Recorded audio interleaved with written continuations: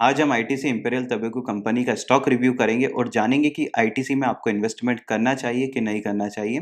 ITC की शुरुआत 1910 में कोलकाता से हुई थी। अगर हम आईटीसी के बिजनेस की बात करते हैं तो आईटीसी का बिजनेस काफ़ी ज़्यादा डाइवर्सिफाइड है। आईटीसी एफएमसीजी बिजनेस में है, सिगरेट बिजनेस में है, एग्रीकल्चर बिजनेस में है, होटल बिजनेस में है, paper and paper board manufacturing business में है। Paper and paper board manufacturing business में आईटीसी इंडिया का मार्केट लीडर है। कोविड की फर्स्ट वेव और सेकंड वेव का इम्पैक्ट सबसे ज्यादा आईटीसी के सिगरेट बिजनेस पे हुआ है, क्योंकि आईटीसी का cigarette business non essential category में आता है।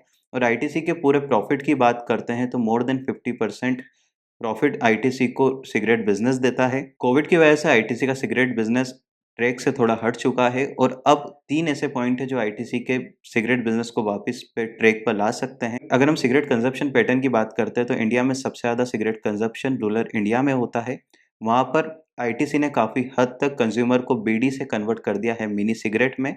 और रूरल इंडिया से आईटीसी का सिगरेट बिजनेस में रेवेन्यू आता है मोर देन 66%। अगर रूरल इंडिया का कंजप्शन पैटर्न इंक्रीज होता है, साथ ही स्टैंडर्ड ऑफ लिविंग सुधरता है और वहीं पर स्टेबल गवर्नमेंट टैक्सेस रहते हैं, तो आईटीसी के सिगरेट बिजनेस में एक बार फिर अच्छी ग्रोथ देखने को मिल सकती है। अगर हम इंडियन गवर्नमेंट की बात करते हैं तो इंडियन गवर्नमेंट को सबसे ज़्यादा टैक्सेस अल्कोहल और सिगरेट से आता है और इस टैक्स को पेनिटिव टैक्स कहा जाता है, पनिशेबल टैक्स कहा जाता है। और जब जब इंडियन गवर्नमेंट सिगरेट्स पर टैक्स बढ़ाती है तो इंडिया का इलीगल मार्केट एक्टिव हो जाता है, जहां पर आईटीसी जैसे कई बड़े ब्रांड की डुप्लीकेट सिगरेट्स बनाकर बेची जाती है और साथ ही साथ नई सिगरेट्स भी लॉन्च करी जाती है। और इन सिगरेट को इलीगल मार्केट में सेल करने पर जितना भी रेवेन्यू आता है, उस रेवेन्यू का 1 रुपया भी इंडियन गवर्नमेंट को एज अ टैक्स नहीं दिया जाता है। इलीगल मार्केट की पर सिगरेट कॉस्ट काफ़ी ज़्यादा कम होती है आईटीसी के कंपेरिजन में, जिसकी वजह से आईटीसी को काफ़ी ज़्यादा कंपटीशन फेस करना पड़ता है, काफ़ी ज़्यादा कॉम्पीट करना पड़ता है, जिसका इवेंचुअली इम्पैक्ट आईटीसी के रेवेन्यू, आईटीसी के प्रॉफिट में हमें देखने को मिलता है। अगर हम आईटीसी के सिगरेट बिजनेस की बात करते हैं तो आईटीसी के सिगरेट बिजनेस की प्रेजेंस पैन इंडिया में है। आईटीसी के सिगरेट बिजनेस को काफ़ी ज़्यादा कंपटीशन साउथर्न स्टेट से आता है और यहाँ पर 2 ब्रांड्स काफ़ी ज़्यादा कॉम्पीट करती है, पहली वीएसटी और दूसरी गॉडफ्रे फिलिप्स,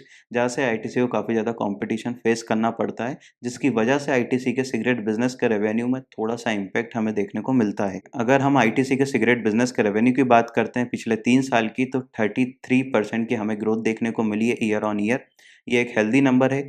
वहीं पर पिछले क्वार्टर जिसमें कोविड की सेकंड वेव आई थी, वहाँ पर आईटीसी के सिगरेट बिजनेस में 13% का डिक्लाइन देखने को हमें मिला है। अगर हम आईटीसी का फंडामेंटल एनालिसिस करते हैं तो आईटीसी एक फंडामेंटली स्ट्रॉन्ग कंपनी है। अगर हम आईटीसी के होल्डिंग पैटर्न की बात करते हैं तो कई फॉरेन इंस्टीट्यूशन इन्वेस्टर्स और कई इंडिया के बड़े इंस्टीट्यूशन इन्वेस्टर्स ने आईटीसी के शेयर बेचे हैं, अपनी होल्डिंग्स कम करी है जून क्वार्टर में।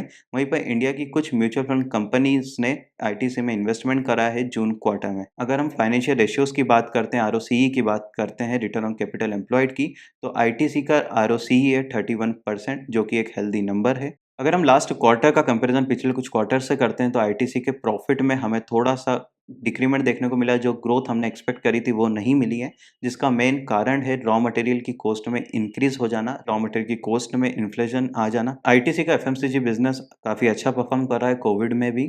साथ ही साथ आईटीसी के एग्रीकल्चर बिजनेस में भी हमें स्टेबल ग्रोथ देखने को मिली है। अगर हम होटल बिजनेस की बात करते हैं तो quarter on quarter hotel business में के रेवेन्यू में 54% का डिक्रीमेंट देखने को मिला था, लेकिन आने वाले समय में आईटीसी के होटल बिजनेस में वापस से हमें ग्रोथ देखने को मिल सकती है। अगर हम आईटीसी के रेवेन्यू की बात करते हैं तो आईटीसी का रेवेन्यू बड़ी मात्रा में एफएमसीजी बिजनेस और सिगरेट बिजनेस से आता है, आप स्क्रीन पर देख सकते हैं। अभी फिलहाल में आईटीसी के मैनेजमेंट ने एक टारगेट सेट करा है जिसमें 2030 तक आईटीसी के एफएमसीजी बिजनेस से 1 लाख करोड़ का रेवेन्यू जनरेट करना है। अगर ये नंबर अचीव होता है तो आईटीसी के स्टॉक में हमें ग्रोथ देखने को मिलेगी। आईटीसी ने अपने इन्वेस्टर्स को फरवरी में 5 रुपए का इंटरिम डिविडेंड दिया था और जून में 5 रुपए 75 पैसे का फाइनल डिविडेंड दिया था। किसी भी 2 एजीएम एनुअल जनरल मीटिंग के बीच में जो डिविडेंड दिया जाता है उसे इंटरिम डिविडेंड कहते हैं और फाइनल डिविडेंड उस डिविडेंड को कहते हैं जिसका डिसीजन एजीएम में लिया जाता है। आईटीसी एक ऐसा स्टॉक है जिसमें मोमेंटम काफ़ी ज़्यादा अच्छी रहती है। आप इसमें शॉर्ट टर्म भी इन्वेस्ट कर सकते हैं, आप इसमें लॉन्ग टर्म भी इन्वेस्ट कर सकते हैं। हम आगे भी ऐसी ही कई कंपनीज का स्टॉक रिव्यू लेकर आएंगे। आप कमेंट सेक्शन में हमें कंपनीज के नेम सजेस्ट कर सकते हैं जिस पर आप फंडामेंटल एनालिसिस चाहते हैं। हो सकता है थोड़ी देर से, लेकिन हम उस कंपनी का फंडामेंटल एनालिसिस जरूर करेंगे। अगर ये वीडियो आपको अच्छी लगी है तो आप वीडियो को लाइक कर सकते हैं और अगर आपने अभी तक चैनल को सब्सक्राइब नहीं करा है तो आप चैनल को सब्सक्राइब कर सकते हैं।